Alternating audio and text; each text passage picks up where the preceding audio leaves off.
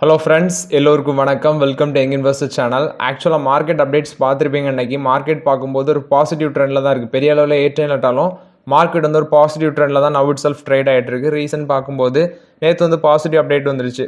இது government form பண்ணிட்டாங்க. Plus வந்து மினிஸ்டர்ஸுக்கு எல்லாமே கேபினட் மினிஸ்டர்ஸுக்கு எல்லாமே போர்ட்ஃபோலியோவும் அலாட் பண்ணிட்டாங்க. ஸோ வந்து ஃபினான்ஸ் மினிஸ்டராட்டு நிர்மலா சீதாராமன் மேடம் தான் கண்டினியூ ஆக போகிறாங்க. ஸோ இன்றைக்கி மார்க்கெட் அப்டேட் பார்க்கும்போது நிஃப்டி 50 பார்த்தீங்கன்னா 63 பாயிண்ட்ஸும், சென்செக்ஸ் வந்து 175 பாயிண்ட்ஸும், நிஃப்டி பேங்க் வந்து 93 பாயிண்ட்ஸும், நிஃப்டி ஐடி 106 பாயிண்ட்ஸும், பிஎஸ்சி ஸ்மால் கேப் பார்த்தீங்கன்னா 454 பாயிண்ட்ஸ் அந்த ரேஞ்சில் பாசிட்டிவில் இருக்குது. இன்றைக்கி வந்து முக்கியமான அப்டேட்ஸ் ஆட்டு டாடா மோட்டர்ஸ், டாடா கெமிக்கல்ஸ் இந்த ரெண்டு கம்பெனியில் சில முக்கியமான அப்டேட்ஸ் வந்துருக்கு. ஃபர்ஸ்ட் அதை தான் டிஸ்கஸ் பண்ண போகிறோம். ஃபர்ஸ்ட் நியூஸ் பார்த்தீங்கன்னா டாடா மோட்டர்ஸ் கொடுத்த அப்டேட். டாடா மோட்டர்ஸோட ஷேர் பிரைஸ் இன்னைக்கு பார்த்தீங்கன்னா கிட்டத்தட்ட 2% மேலே ரைஸ் ஆயிருந்து. ஸோ ஒரு 990 அதை தாண்டி ட்ரேட் ஆகிட்டு இருந்துச்சு. ஜெயலர் வந்து ஒரு ஃபினான்ஷியல் கைடன்ஸ் கொடுத்துருந்தாங்க இன்னைக்கு. அது ஒரு பாசிட்டிவ் அவுட்லுக் இன்னைக்கு மார்க்கெட்டில் இருந்துருச்சு. ஸோ பிரிட்டிஷோட சப்சிடரி தான் டாடா மோட்டர்ஸோட பிரிட்டிஷ் சப்சிடரி தான் ஜாகுவார் லேண்ட் ரோவர். இவங்க பார்த்தீங்கன்னா ஃபினான்ஷியல் 25ல டெட் ஃப்ரீ ஆயிரும் அப்படின்னு சொல்லி அனௌன்ஸ்மெண்ட் கொடுத்துருந்தாங்க இன்னைக்கு.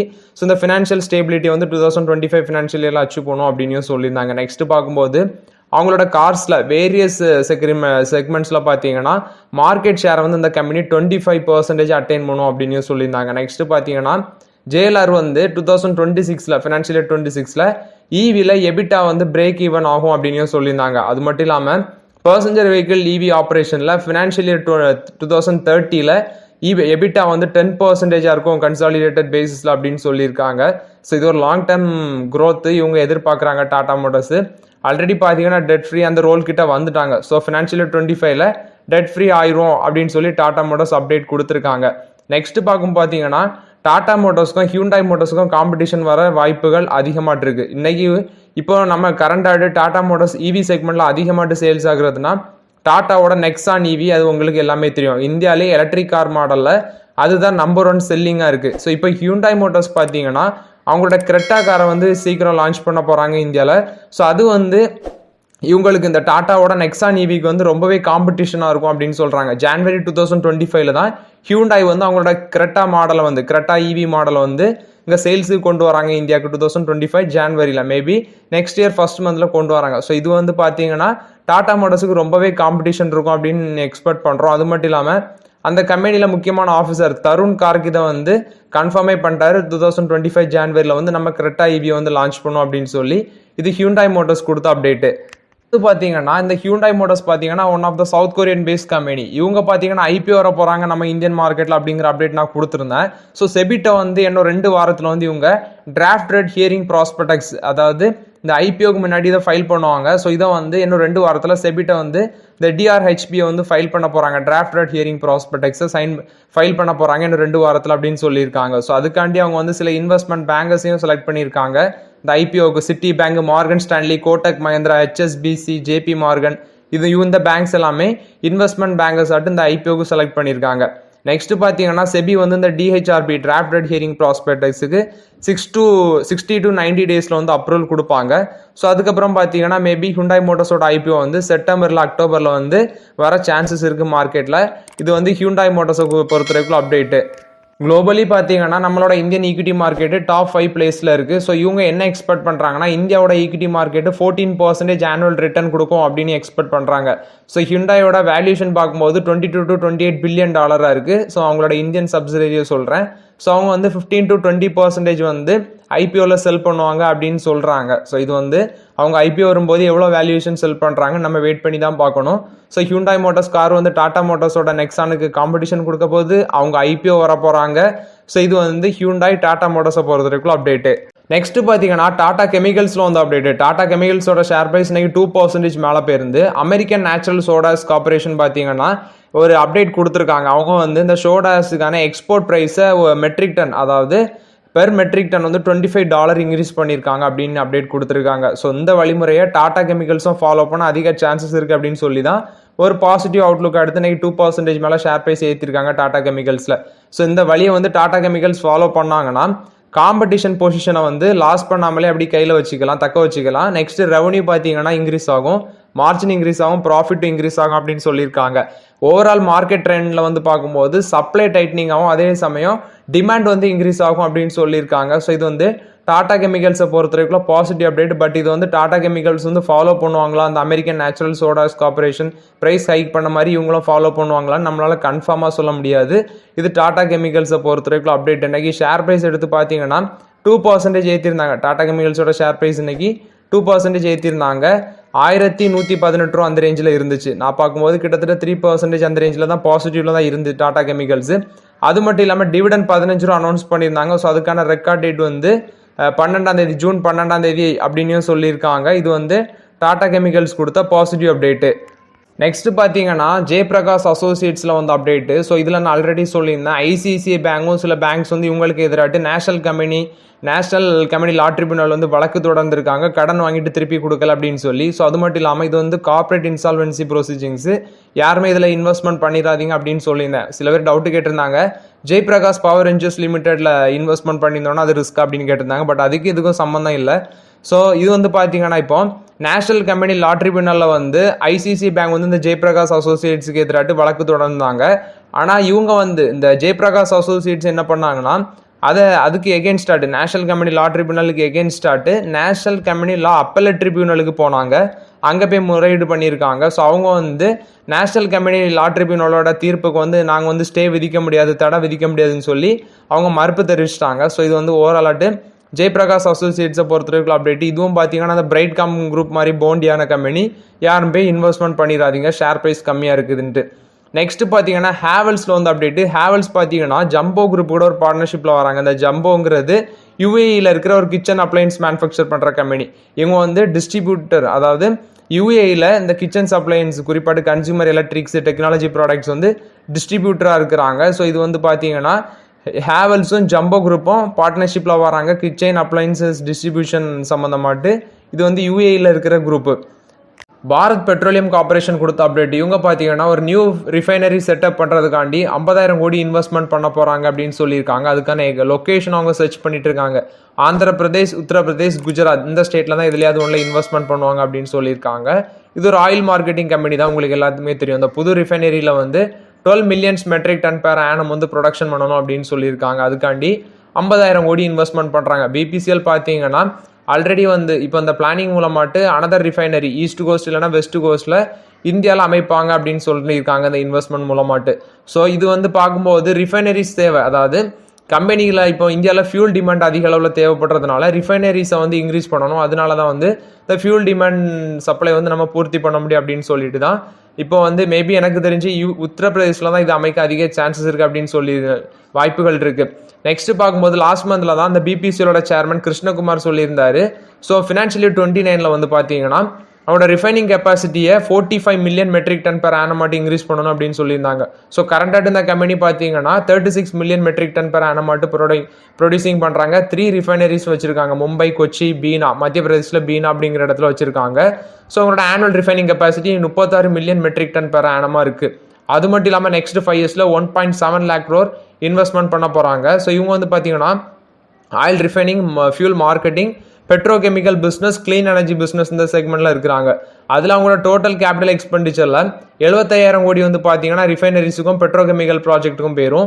8,000 கோடி வந்து பார்த்தீங்கன்னா பைப்லைன் ப்ராஜெக்ட்டுக்கு இப்போ ஸ்பெண்ட் பண்ணியிருக்காங்க. 20,000 கோடி மார்க்கெட்டிங் பிஸ்னஸுக்கு ஸ்பெண்ட் பண்ணுறாங்க அப்படின்னு சொல்லியிருக்காங்க. இது ஓவரால் ஆட்டு பிபிசிஎல் கொடுத்த அப்டேட்டு. ஸோ ஆல்ரெடி பார்த்தீங்கன்னா அந்த கம்பெனி வந்து ஒரு ஜாயிண்ட் வெஞ்சர் வந்து ஃபார்ம் பண்ணியிருந்தாங்க. இந்தியன் ஆயில் கார்பரேஷனும் ஹிந்துஸ்தான் பெட்ரோலியம் கார்பரேஷன் ப்ளஸ் வந்து சவுதி அராம்கோ, கிறிஸ்டன் Ratnagiri refinery and petrochemicals limited இவங்களுக்கு கூட அந்த ஜாயிண்ட் வெஞ்சர் ஃபார்ம் பண்ணியிருந்தாங்க ஒரு ப்ராஜெக்டை எக்ஸிக்யூட் பண்ணுறதுக்காண்டி. 2017 ஃபார்ம் பண்ணியிருக்காங்க. ஸோ இதில் வந்து சவுதி அரேபியாவோட நேஷனல் ஆயில் கம்பெனி மட்டுமே 50% ஆஃப் த ஸ்டேக்கு இதில் ஹோல்ட் பண்ணுறாங்க அந்த ஜாயிண்ட் வெஞ்சூரில். ஸோ இது வந்து பார்த்தீங்கன்னா 3 national oil companies of India வந்து சேர்ந்து ஒரு ஈக்குவல் பார்ட்னர்ஷிப்பாக இருக்கிறாங்க. ஸோ இது வந்து பிபிசிஎல் கொடுத்த பாசிட்டிவ் அப்டேட்டு. 50,000 கோடி இன்வெஸ்ட்மெண்ட் பண்ணுறாங்க ஒரு நியூ பிளான்ட் அமைக்கிறதுக்காண்டி, ரிஃபைனரிங் ஆயில் பிளான்ட் செட்டப் பண்ணுறதுக்காண்டி. இது வந்து பார்த்தீங்கன்னா பிபிசிஎல் கொடுத்த பாசிட்டிவ் அப்டேட்டு. நெக்ஸ்ட் பார்த்தீங்கன்னா கியா மோட்டார்ஸும் ஹியூண்டாயும் பார்த்தீங்கன்னா யூஎஸோட அவங்களோட மார்க்கெட் ஷேர் வந்து இன்க்ரீஸ் ஆயிருக்கு. அங்கே இவங்களோட இவி வெஹிக்கிள் ஷேர் வந்து அதிகமாயிருக்கு அப்படின்னு சொல்லியிருக்காங்க. ஜான்வரி டு மே அந்த காலகட்டத்து வரைக்கும் இந்த ஃபினான்ஷியல் 24 பார்க்கும்போது இந்த இவி கார்ஸுங்கிற எக்கோ ஃப்ரெண்ட்லி வெஹிக்கிள்ஸ் பார்த்தீங்கன்னா அதிக அளவில் யூஎஸ்ல சேல் ஆயிருக்கு அப்படின்னு சொல்றாங்க.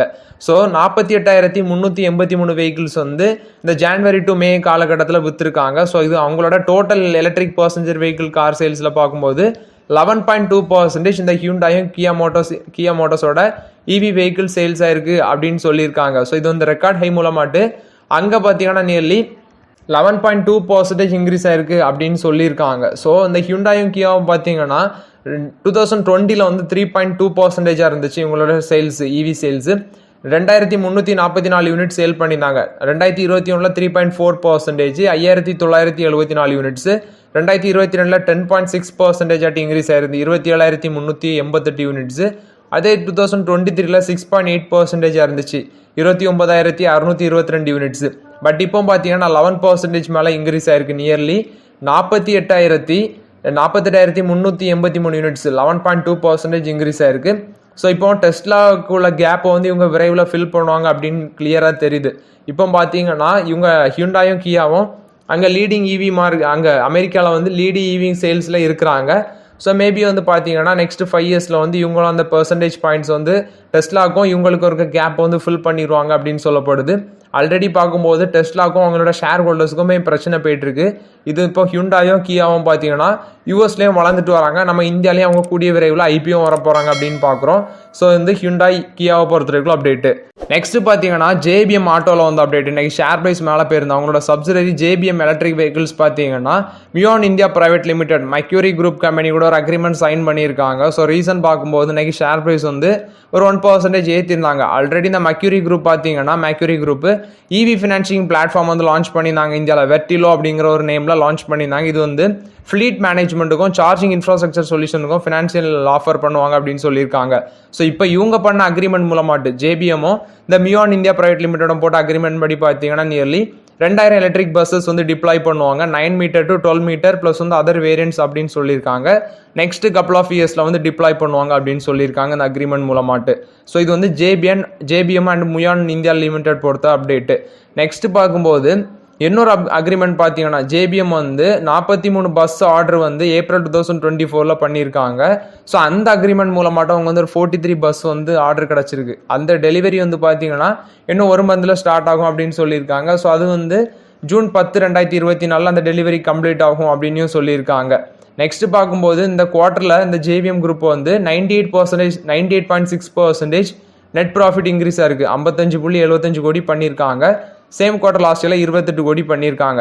இந்த கம்பெனியோட subsidiary JBM echo life mobility பார்த்தீங்கன்னா 7,500 கோடி ஆர்டர் வந்து கிடச்சிருந்துச்சு. அது வந்து ஒரு 1,390 எலக்ட்ரிக் பஸ்ஸஸ் சப்ளை. ஸோ அந்த டெண்டர் பார்த்தீங்கன்னா convergence electric energy service limited அவங்கள்ட்ட தான் கிடச்சிருந்துச்சு. இது வந்து பிரதமரோட அந்த பிஎம்மோட இ பஸ் சேவா ஸ்கீம் அந்த மூலமாட்டு கிடைச்ச கான்ட்ராக்ட் அப்படின்னு சொல்லியிருக்காங்க. ஸோ இந்த ஆர்டர் வந்து பார்த்தீங்கன்னா 12 to 18 monthsல எக்ஸிக்யூட்டட் ஆகும் அப்படின்னு சொல்லியிருக்காங்க. ஸோ இது வந்து ஓவராலாக ஜேபிஎம் குரூப்பை பொறுத்தவரைக்கும் ஒரு பாசிட்டிவ் அப்டேட்டு. கொச்சின் ஷிப்யார்டு வாங்கலாமா அப்படின்னு சொல்லி ஒருத்தர் கமெண்ட்ல கேட்டிருந்தாரு. கொச்சின் ஷிப்யார்டு இப்போ கரண்ட் ப்ரைஸ் எடுத்து பார்த்தீங்கன்னா 1913 அந்த ரேஞ்சில் இருக்குது. ஸோ இன்னைக்கு ஒரு 1% மேலே ஏற்றிருந்தாங்க. பட் ஓப்பன் ஆகும்போது ஒரு நெகட்டிவ்ல இருந்தது, பாசிட்டிவ் ட்ரெண்டுக்கு மாறிச்சு கொச்சின் ஷிப்யார்டு. இந்த ஷேர் ப்ரைஸில் பார்க்கும்போது ரிசல்ட்ஸ் நல்லா வந்துருந்துச்சு. அது மட்டும் இல்லாமல் கண்டினியூஸாக இவங்களுக்கு ஒரு 3 ஆர்டர் கிடச்சிருந்துச்சு. நான் ஆல்ரெடி அப்டேட் பண்ணியிருந்தேன். அதானி குரூப் தந்தெல்லாம் இவங்களுக்கு ஆர்டர் கிடச்சிருந்துச்சு. ரீசெண்டாக 2100 அந்த ரேஞ்சை டச் பண்ணாங்க. பட் இந்த எலெக்ஷன் ரிசல்ட்ஸ் அன்னைக்கு அடிச்சு துவைச்சிட்டாங்க. 1650 அந்த ரேஞ்சுக்கெலாம் கீழே இறங்கிடுச்சு. நானும் கொஞ்சம் பயந்துட்டேன். ஏன்னா ஒருத்தர் வந்து ப்ராஃபிட் புக் பண்ணட்டான்னு கேட்டார். நான் வேண்டாம், ரிசல்ட்ஸ் நல்லா இருக்குது அப்படின்னு சொல்லியிருந்தேன். பட் அவர் வந்து 2100 ப்ராஃபிட் புக் பண்ணிட்டாரு. ஸோ அதை தான் நான் சொல்லியிருந்தேன். கொச்சின் ஷிப்யார்டில் ரிசல்ட்ஸ் டைம் வந்து ஒரு ஷார்ட் டைமுக்கு கன்சிடர் பண்ணுங்க அப்படின்னு சொல்லியிருந்தேன். பட் இந்த ரேஞ்சில் இப்போ இருக்க வேல்யூஷனில் கொச்சின் ஷிப்யார்டு அக்யூர் பண்ணுறதுங்கிறது ரொம்பவே ரிஸ்க்கு. இது வந்து உங்களோட ஓன் ரிஸ்க் தான் நீங்கள் எடுக்கணும். ஏன்னா இந்த டைமில் வந்து கன்சிடர் பண்ணி ஒருவேளை ஷேர் ப்ரைஸ் வந்து கீழே போயிடுச்சுன்னா நம்ம வந்து கீழே போகணும் கெஸ் பண்ண முடியாது, மேலே போகும் அப்படின்னும் கரெக்டாக சொல்ல முடியாது. ஸோ அதனால கொச்சின் ஷிப்யார்டு வந்து பார்த்தீங்கன்னா ரிசல்ட் டைம் அப்டேட் கொடுத்தேன். ஸோ இப்போதைக்கு என்னால் கரெக்டாக சொல்ல முடியாது. ஸோ இது வந்து கொச்சின் ஷிப்யார்டை பொறுத்த வரைக்கும் அப்டேட்டு. இன்னைக்கு பார்த்தீங்கன்னா ஐஆர்பி இன்ஃப்ராஸ்ட்ரக்சர் டெவலப்பர்ஸில் ஒரு பிளாக் டீல் நடந்துருந்துச்சு. ஷேர் ப்ரைஸ் வந்து ஒரு 10% அடிச்சிருந்தாங்க. பட் நான் பார்க்கும்போது நியர்லி ஒரு 7% அந்த ரேஞ்சில் நெகட்டிவ்ல இருந்துச்சு. 6.8% ஆஃப் த ஸ்டேக் வந்து இன்னைக்கு பிளாக் டீலில் விற்றுருக்காங்க. ஸோ சிந்த்ரா அந்த கம்பெனி தான் வந்து பார்த்தீங்கன்னா இது வந்து டச்சோட one of the affiliate company. இவங்க தான் அந்த ஸ்டேக்கை டைல்யூட் பண்ணியிருக்காங்க. ஒரு ஷேர் வந்து 64.40 அந்த ரேஞ்சில் செல் பண்ணியிருக்காங்க. 2656 கோடி வேல்யூல block deal. Nearly 41.20 crores of share வந்து இந்த ஐஆர்பி இன்ஃப்ராஸ்ட்ரக்சரில் இந்த சிந்த்ரா அவங்க கம்பெனி வந்து விற்றுருக்காங்க. ஸோ இதில் பார்க்கும்போது இவங்க பார்த்தீங்கன்னா ஐஆர்பி இன்ஃப்ராஸ்ட்ரக்சரில் இந்த சிந்த்ரா கம்பெனி பார்த்தீங்கன்னா நியர்லி மார்ச் குவார்டர் வரைக்கும் பார்த்தீங்கன்னா 24.86% ஸ்டேக் வச்சிருக்காங்க. ஸோ இந்த பிளாக் டீலோட டிரான்சாக்ஷன் லாக்இன் பீரியட் பார்த்தீங்கன்னா 150 days அப்படின்னு சொல்லியிருக்காங்க. ஸோ இது வந்து ஐஆர்பி இன்ஃப்ராஸ்ட்ரக்சர் கம்பெனியை பொறுத்தவரைக்கும் அப்டேட் பிளாக் டீல் நடந்திருக்கு. ஸோ இந்த பிளாக் டீல் மூலமாட்டு $228 million வரைக்கும் உங்களுக்கு ஃபண்ட் ரைசிங் ஆகும் அப்படின்னு சொல்லியிருக்காங்க. இது வந்து ஐஆர்பி இன்ஃப்ராஸ்ட்ரக்சரை பொறுத்தவரைக்கும் அப்டேட்டு. ஸோ ஓகே ஃப்ரெண்ட்ஸ், ஆக்சுவலாக அன்றைக்குள்ள மார்க்கெட் அப்டேட்ஸ் எல்லாமே பார்த்தோம். இந்த வீடியோ உங்களுக்கு பயனுள்ளதாக இருந்துச்சுன்னா லைக் பண்ணுங்கள், சப்ஸ்கிரைப் பண்ணுங்கள், கமெண்ட் பண்ணுங்கள். Okay friends, thank you.